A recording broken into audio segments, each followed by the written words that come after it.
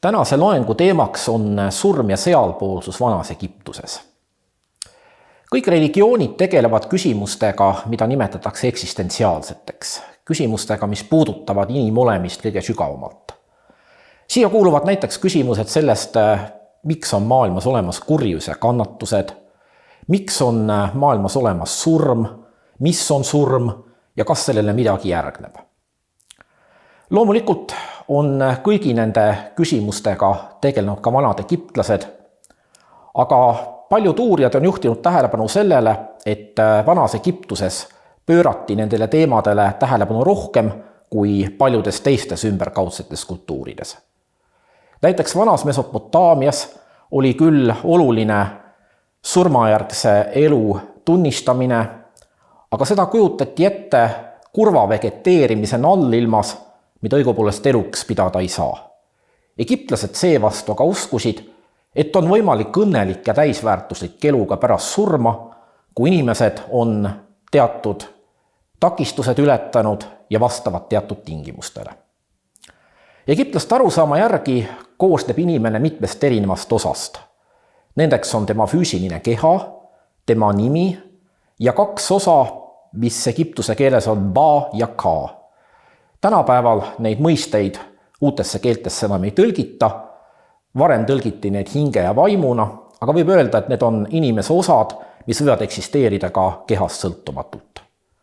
Kui inimene sureb, siis tuleb säilitada tema keha. See on vajalik selleks, et ka tema surematud osad võiksid edasi eksisteerida. Siit sai alguse ka mumifitseerimistraditsioon.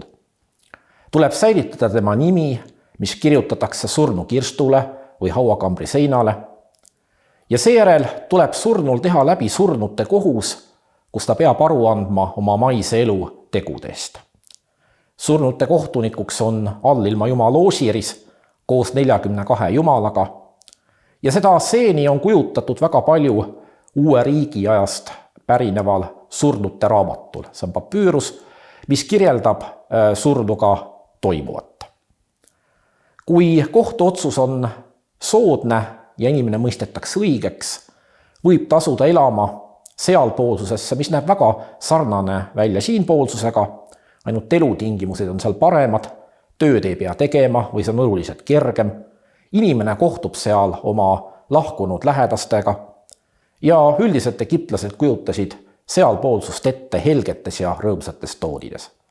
Kuid kui otsus on hukkamõistev, juhatab kohtuteener surnu kohtusaalist välja, kus ta langeb ohvriks seal samas varitsevale koletisele ning seejärel lakkab ta üldse olemast. Olemast aga võis inimene lakata ka siis, kui tema keha hävib ja seetõttu kartsid egiptlased väga, et nende surnukeha ei säili. Vaesed inimesed ei saanud endast muumiat teha ja lootsid, et kuiv kõrbeliim nende keha säilitab. Ja tõepoolest, nõnda on säilinud väga palju lihtsate egiptlaste surnukehi.